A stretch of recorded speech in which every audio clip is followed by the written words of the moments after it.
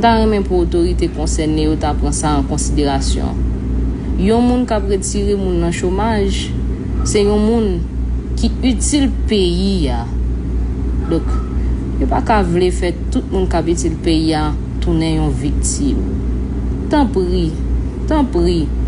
Yo fait connaître que yo gen contact avec nous.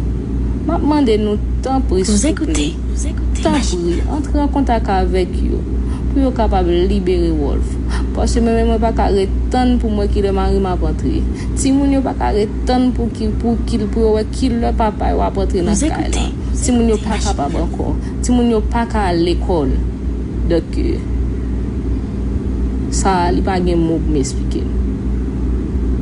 Si moun qui dans autorité yo c'est yon papa.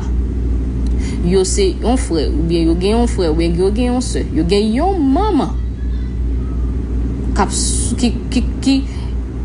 qui capable bon vraiment moi yo échappé.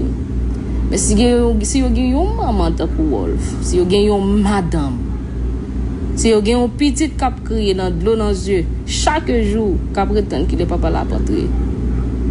On de temps pris parce que Wolf gen 4 jours non mais moun yo là. Vous écoutez.